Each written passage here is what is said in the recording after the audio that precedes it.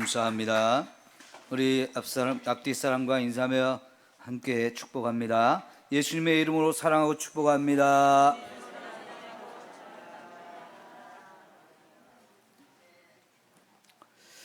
데살로니가 교회 성도들이 어리고 연약함에도 많은 핍박과 환난 속에서 신앙생활을 하고 있다고 우리가 계속 확인했었죠.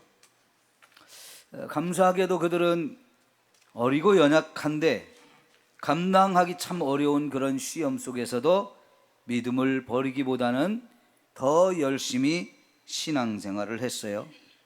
그래서 사도 바울은 그들 때문에 한편으로는 감사하면서 이제 오늘 말씀에서 그들을 위로하고 격려하고 소망을 주는 말씀을 전하고 있습니다.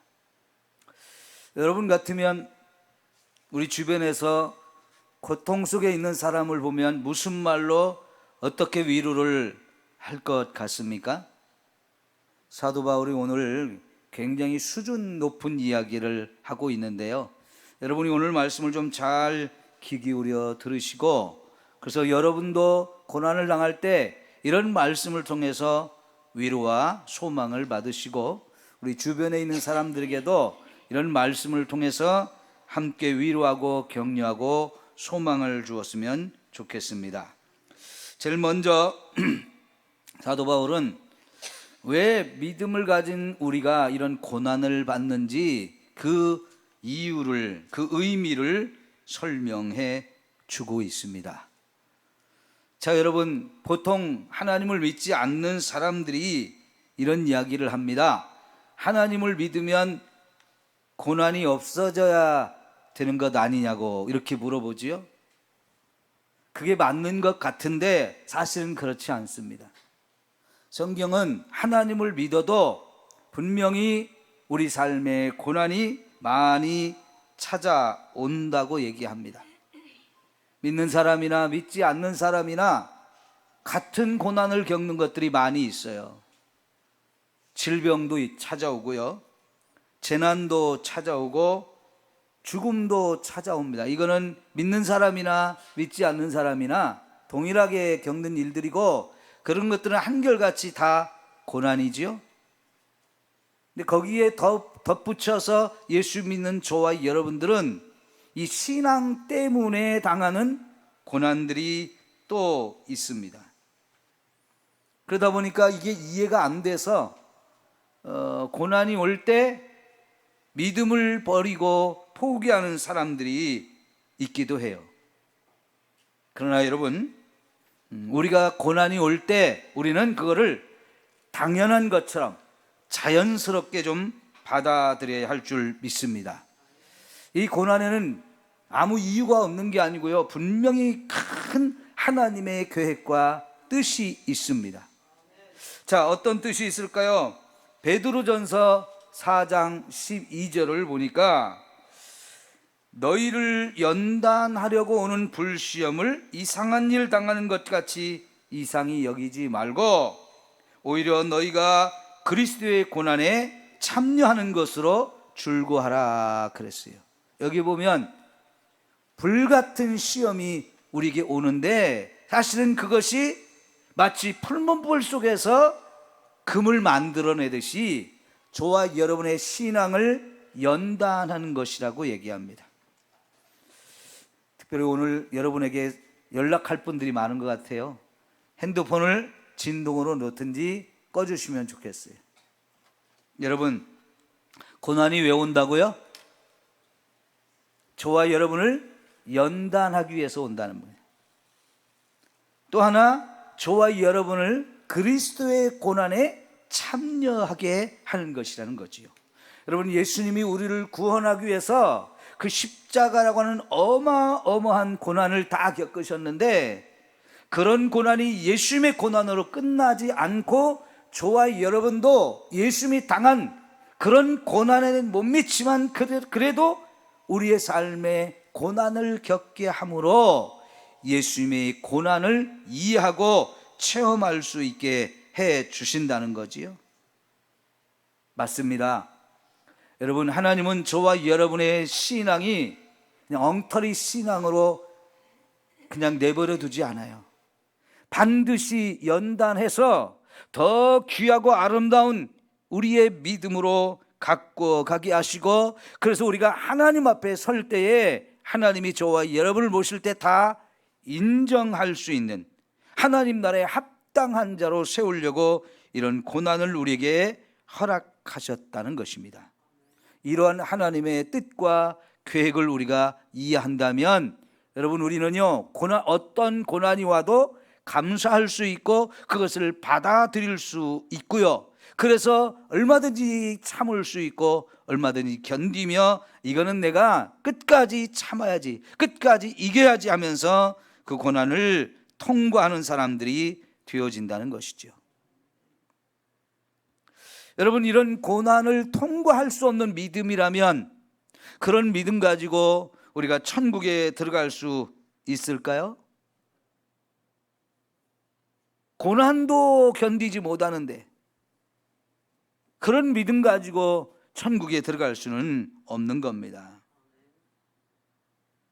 이렇게 우리가 고난을 당하면서 내가 왜 이런 고난을 당하는지 분명히 그 속에 하나님의 뜻이 있다는 것을 알게 되면 고난이 더 이상 두려운 게 아닙니다. 그것 때문에 믿음을 버릴 수 있는 게 아닙니다. 그걸 피해 도망가는 그런 나약한 사람이 되면 안 됩니다. 오히려 우리는 이 고난이 정말 우리를 유익하게 하는구나, 이 고난이 정말 나를 더 아름다운 믿음의 사람으로 만들어 가는구나 하는 것을 깨달으면서 더 감사할 수 있는 원인이 되어지는 거지요. 여러분, 마태복음 5장 10절에 보면 의를 위하여 핍박을 받는 자는 복이 있다 하시면서 바로 의를 위하여 핍박을 받는 자에게 천국이 저희 것이다 라고 말씀을 하셨어요. 사도행전 14장 22절에도 우리가 하나님 나라에 들어가면 많은 환난을 겪어야 할 것이다 라고 말하고 있고요, 로마서 8장 17절에도 우리가 그리스도와 함께 영광을 받기 위하여 고난도 함께 받아야 할 것이다 그랬어요. 영어로 no cross, no crown 그러거든요. 십자가 없이는 영광도 없다 그런 뜻이에요.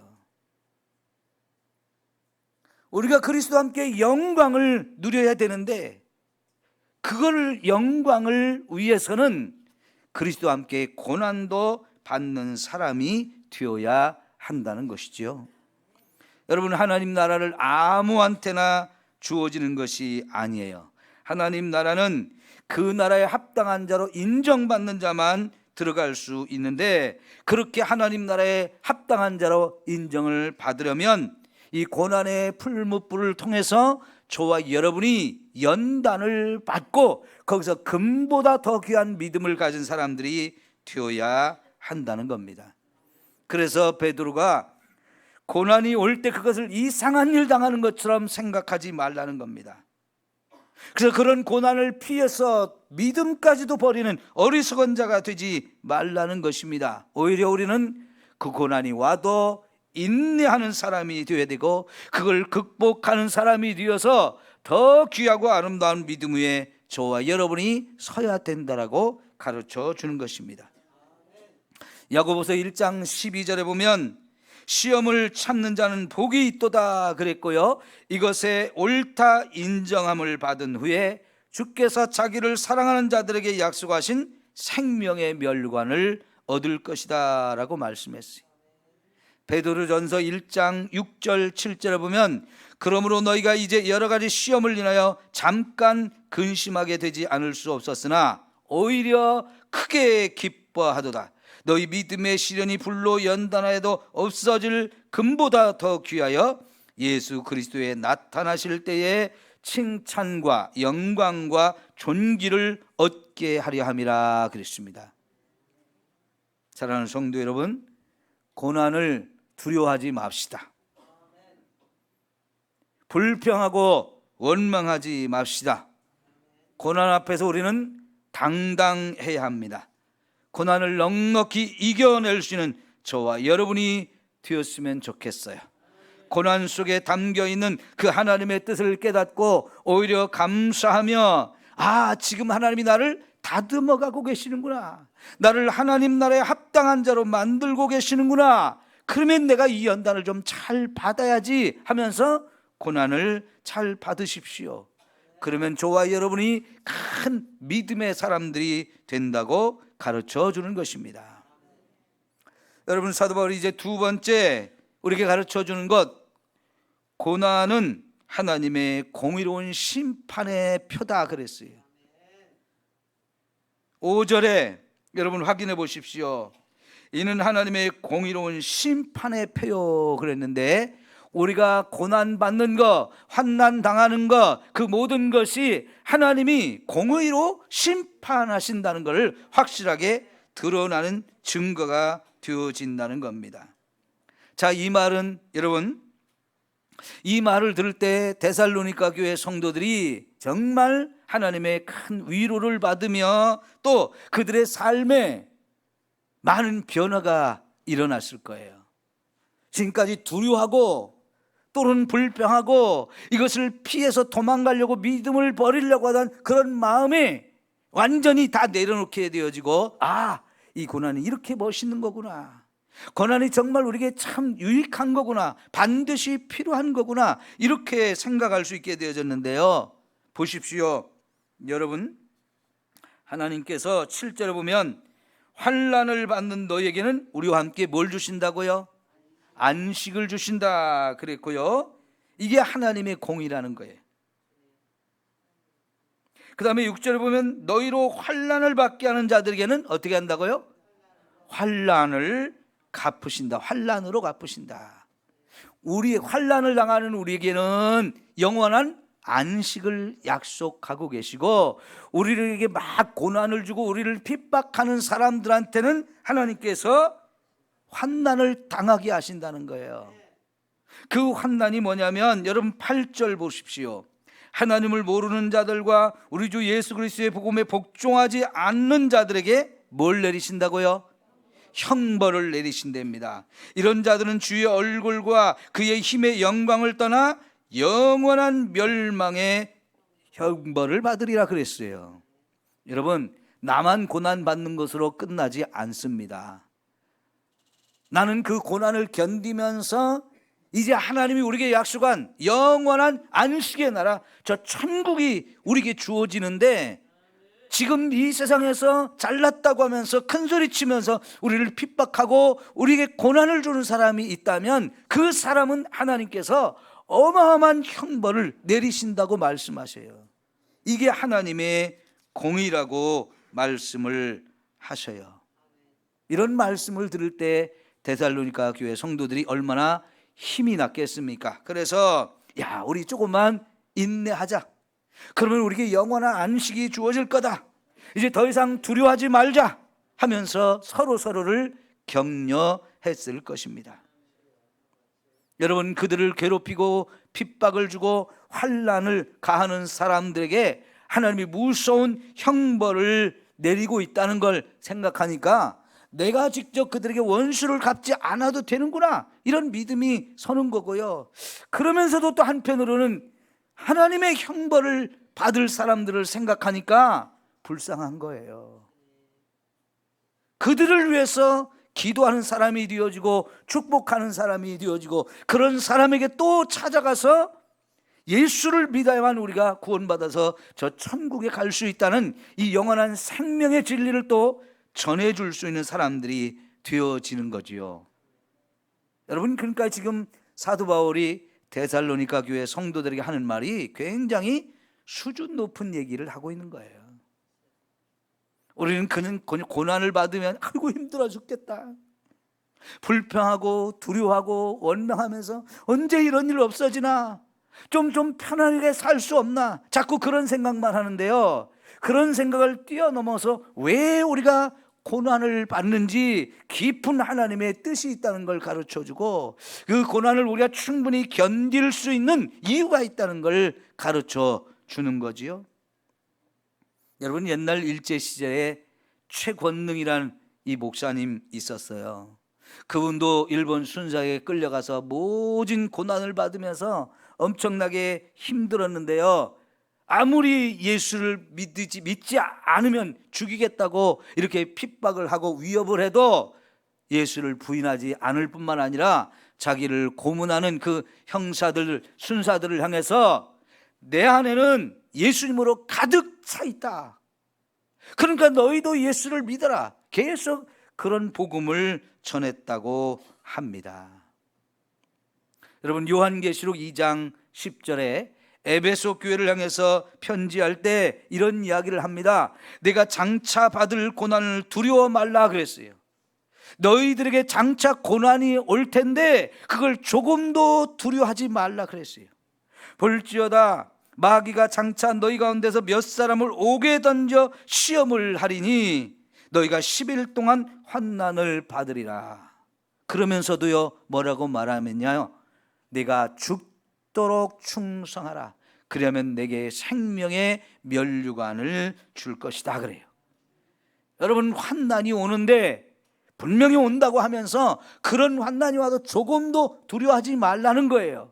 마귀가 여러분 가운데 어떤 사람들은 옥에 가두는 사람이 있을 거라는 겁니다. 그런데 그거는 한 10일 정도, 딱 문자적으로 10일이 아니고 짧은 기간이라는 거예요. 잠시 잠깐이라는 거예요. 그러니까 그런 거 두려워하지 말고 그런 가운데서도 오히려 죽도록 충성하라는 거예요. 뭘 바라보고요? 생명의 멸관이 주올 것을 바라보고요. 오늘 우리가 어떤 핍박이 오고 어떤 고난이 오고 환난이 와도 그 가운데서도 인내하며 믿음을 지켜야 할 이유가 너무나 분명해지죠. 더 나아가서 우리는 우리에게 핍박을 하는 사람들을 더 불쌍히 여기고 그들을 위해서 축복하고 그들에게 더 복음을 전해줄 수 있는 이 성숙한 신앙인이 되기를 축원합니다. 세 번째, 사도 바울은 오늘 말씀을 통해서 모든 인생에게 최후의 심판이 있다는 사실을 가르쳐 줍니다. 아까 우리가 8절을 보았는데요, 다시 한번 확인해 봅시다. 하나님을 모르는 자들과 우리 주 예수 그리스도의 복음에 복종하지 않는 자들에게 형벌을 내리시리니 그랬어요. 이거는 하나님의 무서운 심판, 다시 말하면 최후의 심판이 있을 것을 말씀하는 것입니다. 여러분, 이 세상 모든 사람들은 마지막 날에 하나님의 심판대 앞에 다 서야 합니다. 그런 최후의 심판이 저와 여러분 앞에도 남아 있고요, 이 세상 모든 사람들이 다 그런 최후의 심판을 받아야 되는 순간이 옵니다. 그런데 이 세상 사람들은 어떻게 생각할까요? 최후의 심판을 자꾸만 부인을 합니다.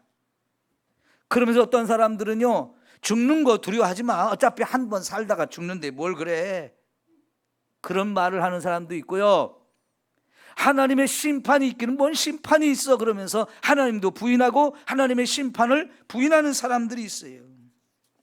야, 죽으면 끝이지 뭐 그 심판이 있다고 그래, 이러면서 하나님의 심판을 부인합니다. 천국 가봤어? 이런 어리석은 소리도 합니다. 그 사람들은 세상이 전부인 줄 알고 살아가요. 세상이 전부라고 생각하는 사람들은 어떻게 살겠습니까? 이 세상이 전부니까 하여간 있는 대로 없는 대로 다 돈을 긁어 모아서 남이야 어떻게 되든지 나는 부자가 되기를 원하고, 그 부자가 되면 또 그걸 가지고 실컷 먹고 쓸고 놀고 세상을 있는 즐거움은 다 누리고 싶어 해요. 그게 인생을 제대로 사는 것이라고 큰 소리를 치지요. 그런 사람들에게는 하나님의 심판이 두렵지 않은 거지요. 여러분, 그러나 오늘 저와 여러분은 하나님이 계시다는 걸 확실하게 믿으시죠? 그러면 그 하나님이 심판하시는 분이라는 것도 우리가 알아야 합니다. 지금 세상은요, 인간의 여러 가지 심리를 이용해서 온갖 감언 이설로 우리의 생각을 마비시키고 미혹해서 하나님이 없는 것처럼 자꾸 얘기를 해요. 하나님의 이 진리의 말씀을 자꾸 부인하면서 심판도 없다고, 천국과 지옥도 없다고 그렇게 큰 소리를 치면 살아가게 만듭니다. 이런 사람들은 죽음 이후에 대해서 조금도 긴장감이 없는 거지요. 그러나 여러분, 하나님의 말씀은 수없이 많은 곳에서 심판이 있다는 사실을 저와 여러분에게 가르쳐 줍니다. 고린도후서 5장 10절에 보면 우리가 다 반드시 그리스도의 심판대 앞에 드러나 각각 선악간에 그 몸으로 행한 대로 행한 것을 따라 심판을 받게 된다 그랬어요. 히브리서 9장 27절 여러분 너무나 잘 알죠? 한 번 죽는 것은 정한 것이요 그 이후에는 심판이 있으리라 그랬고요. 요한계시록 20장 12절에 보면 우리가 어떤 식으로 심판을 받게 되는지 확실하게 설명해 주고 있는데요, 죽은 자들이 자기 행위를 따라 생명책에 기록된 대로 심판을 받는다라고 말씀하고 계세요. 죽은 자들이 다 다시 살아나서 하나님의 심판대 앞에 서게 될 것이고, 그때 거기에 우리가 이 땅에 살면서 행한 모든 걸 기록한 책을 펼쳐서 모든 사람을 심판하신대요. 이렇게 최후의 심판이 있다는 것을 성경은 계속해서 일관되게 우리에게 가르쳐 주고 있습니다. 그러므로 여러분, 이 최후의 심판에 대해서 저와 여러분이 확실히 깨닫고 그날을 잘 준비하고 대비하는 저와 여러분이 되어지기를 축원합니다. 이 대비하는 것, 준비하는 것이 무엇일까요? 착한 일 많이 해서 공적을 쌓으면 되나요? 불교에서는 그렇게 가르칩니다. 그런데 여러분, 아무리 공적을 쌓는다고 해도 저와 여러분의 이 죄 문제는 해결될 수 없는 거예요. 그보다는 죄 지은 것이 훨씬 더 많기 때문에 그거 가지고 하나님의 심판을 피할 수가 없습니다. 안타깝게도 성당에 가면 거기서도 그런 식으로 가르쳐요. 공적을 많이 쌓으라고요. 착한 일을 많이 하라고요. 그러면 착한 일 많이 한 만큼 죄가 용서받는다고요. 절대로 성경은 그렇게 우리에게 가르치지 않습니다. 그러면 성경은 우리에게 뭘 가르칩니까? 예수 그리스도를 믿어야만 준비가 되어지는 거라고요. 왜요?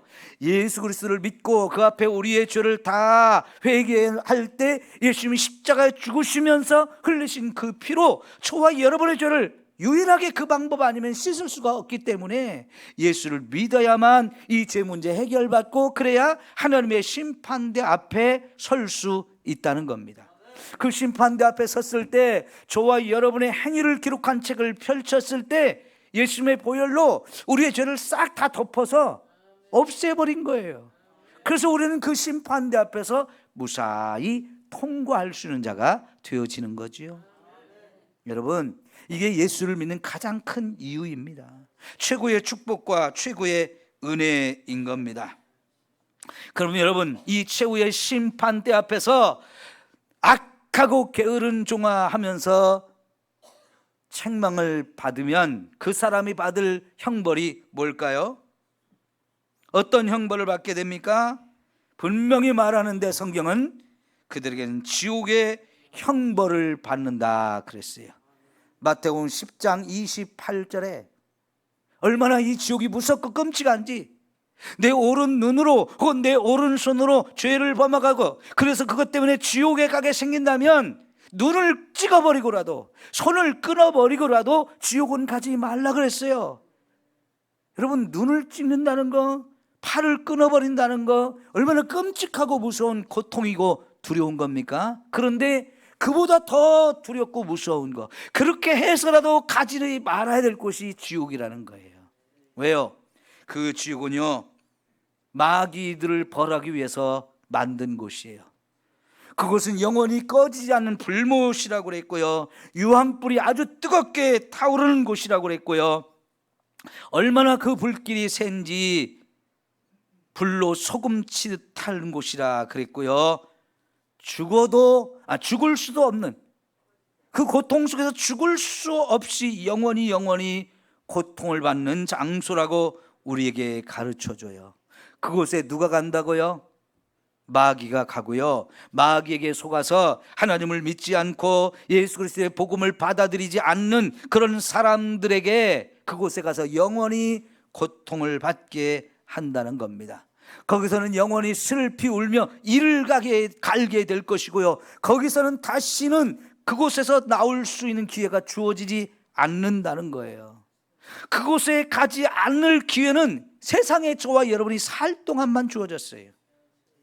이 세상에 살 동안만 이 하나님의 말씀을 깨달아서 아이고 예수를 믿어야 되는 거구나, 이런 사람만 지옥을 피할 수 있다는 거지요. 여러분, 우리도 원래 그곳에 갈 수밖에 없는 사람들이었죠. 그런데 저와 여러분을 거기서부터 건져내 주셔서 그 지옥이 아니라 우리를 위해서 준비한 천국으로 우리를 인도하신다라고 약속해 주십니다. 얼마나 큰 은혜입니까? 얼마나 엄청난 사랑이요 축복입니까? 우리가 지옥에 가서 받아야 할 그 형벌을 예수님이 십자가에서 대신 다 받아주셨어요. 그래서 그 예수님을 믿으면 우리는 아무 노력 안 했는데, 우리는 어떤 값을 지불하지도 않았는데도 그 천국에 들어가게 되어진다는 겁니다. 여러분, 노아 시대에 온 세상이 하늘에서 어마어마한 물이 쏟아지고 땅에 숨겨져 있던, 감춰졌던 물도 다 쏟아져 나와가지고 세상이 다 물로 멸망을 당했어요. 모든 사람이 죽음을 당했어요. 그때 노아의 가족은 살아났죠. 기가 막힌 하나님의 구원의 은혜예요. 사실 그때도 하나님은요, 노아의 가족만 구원하기를 원한 것이 아니었어요. 방주를 크게 지은 이유가 더 많은 사람들을 구원하기를 원했고 그들에게 복음을 전했지만 그들은 이 하나님의 심판을 무시하다가 이 하나님의 심판을 대비하지 않았고 그래서 결국은 다 망했어요. 그런데 이 하나님의 심판을 믿고 대비한 노아의 가족들은 방주에 들어가서 살게 되었죠. 그와 같은 구원의 은혜를 하나님 오늘 저와 여러분에게도 베풀어 주신 것이지요. 감사합시다. 감사합시다. 이 구원, 이 땅에서 우리가 좀 고난 받는다고 그것 때문에 빼앗기지 마십시오. 잃어버리지 마십시오. 그깟 고난은요, 얼마든지 견딜 수 있는 거예요. 때로는 우리가 견딜 수 없는 고난을 당하면서 우리가 죽는다 해도 예수님 뭐라고 그랬냐면 몸은 죽여도 영혼은 죽이지 못한다 그랬어요. 그러나 하나님은 저와 여러분의 영혼을 지옥에 멸할 수 있는 권세를 가지신 분이라고 했기 때문에 여러분, 이 땅에서 고난받는 거 두려워하지 말고 끝까지 믿음으로 견디셔야 합니다. 그러면 그 하나님이 저와 여러분을 지옥에 멸망받을 사람이 아니라 천국에서 영원히 살 사람으로 끝까지 책임져 주시는 거지요. 이런 구원의 은혜를 하나님이 저와 여러분에게 선물로 주신 거예요. 여러분, 마태복음 3장 12절에 이렇게 말했어요. 손에 키를 들고 자기의 타작마당을 정하게 하사 알곡은 모아 곳간에 들이고 쭉정이는 꺼지지 않는 불에 태우시리라. 이게 바로 최후의 심판과 그 심판에서 멸망당할 자와 구원받을 자를 알곡과 쭉정이로 설명한 거고요. 시편 7장 12절 13절에 무서운 말씀을 합니다. 사람이 회개하지 아니하면 저가 칼을 가르시며 그 화를 이미 당기어 예비하셨도다. 죽일 기계를 또한 예비하시며 그 만든 화살은 불화살이로다 그랬어요. 하나님이 심판을 이렇게 준비하고 있대요. 회개하지 않는 자를 멸하시려고 무서운 심판의 도구들을 준비하는데 칼을 갈고 계시고 불화살을 준비해서 지금 화를 당기고 있다는 거예요. 이런 무서운 하나님의 심판, 저와 여러분이 통과하지 못하는 자가 되지 말아야 됩니다.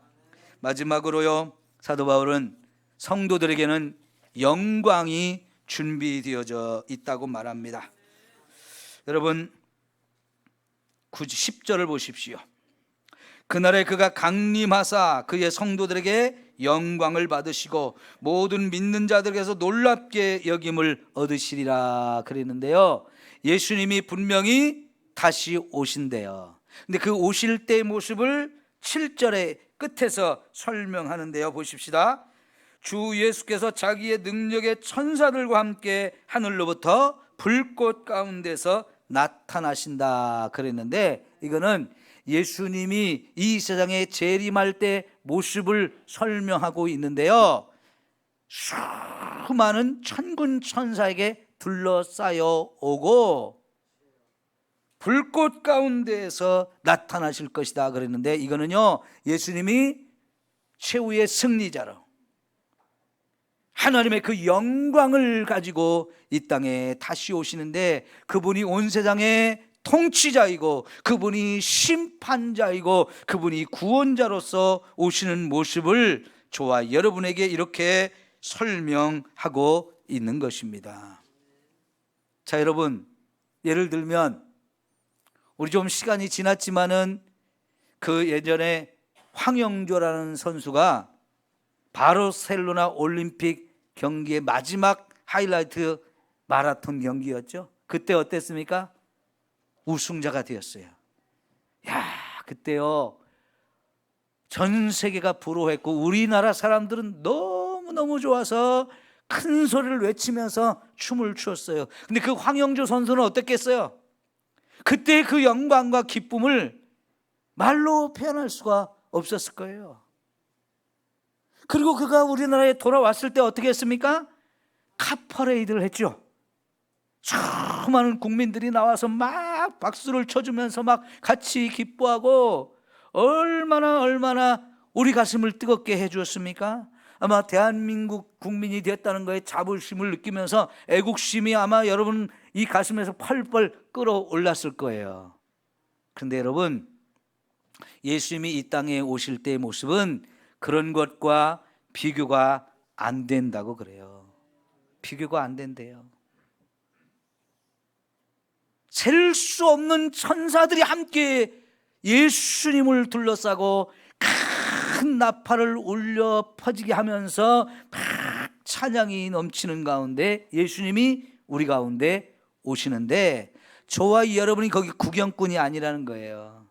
저와 여러분이 거기서 예수님의 형제로 하나님 나라의 백성으로서 그 영광을 함께 누리는 자로 저와 여러분이 참여하면서 우리도 예수님을 높이며 영광을 돌리게 되어지는데, 그 예수님의 영광스러운 모습이 또한 저와 여러분의 모습이 되어진다라고 약속하고 계시는 겁니다. 이 얼마나 멋지고 아름다운 광경입니까? 한번 상상해 보십시오. 예수님이 다시 오시는 그 모습을 한번 상상해 보십시오. 어마어마한 찬양이 온 천지에 울려 퍼질 겁니다. 우리 몇 명 안 되는 찬양대가 하나님께 영광을 돌려도 우리 감사하지요? 40명, 100명이 모여서 찬양한다고 생각해 보세요. 그건 더 멋지고 환상적인 일이겠죠? 그런데 여러분, 예수님이 재림하실 때의 모습은 하늘의 천군 천사들이 다 같이 오면서 어마어마한 나팔 소리와 함께 하나님을 찬양할 거라는 거고요, 구원받은 그 무리들도 함께 예수 그리스도의 영광을 돌리며 찬송을 울려 드릴 거라는 거예요. 거기에 여러분 참여해야 되겠죠? 거기에 함께 있는 여러분이 되어야 하지 않겠습니까? 요한복음 15장에서 예수님이 이렇게 말씀하셔요. 세상에서는 너희가 환난을 당하나 담대하라, 내가 세상을 이기었노라 그랬어요. 예수님만 이기는 게 아니고요, 그 예수님께 속한 저와 여러분, 예수님을 믿는 저와 여러분도 함께 세상을 이길 수 있다는 이야기입니다. 믿음을 가진 사람은 반드시 이렇게 승리할 수 있게 되어지고요, 그 승리의 기쁨을 이 땅에서도 누릴 수 있는 겁니다. 그래서 그런 사람들이 우리를 핍박하는 자를 미워하고 그를 망했으면 좋겠다라고 저주하는 게 아니고, 그들을 축복하면서 여러분도 예수를 믿으십시오. 이 길이 생명의 길입니다 라고 전해줄 수가 있는 거지요. 여러분, 그까짓 거 고난 받는 거 앞에서 두려워하지 말고 그것 때문에 눈물 흘리지 마십시오. 우리는 이 고난을 통과하고 나서 어마어마한 그 예수 그리스도의 영광에 참여할 사람들이 되는 겁니다. 고난 앞에서 우리 항상 당당하시고 승리자로 사는 저와 여러분 모두가 되기를 축원합니다. 기도합니다. 하나님 아버지 감사합니다. 사도 바울이 고난 중에 있는 데살로니가 교회 성도들을 위로하며 격려하며 소망을 주었습니다. 오늘 이것이 우리들에게도 위로가 되게 하시고 힘을 얻고 소망을 갖게 하옵소서. 우리 주변에 있는 고난 중에 있는 자들에게 이러한 말씀으로 위로하고 격려하며 소망을 주게 하옵소서. 예수님의 이름으로 기도하옵나이다. 아멘. 찬송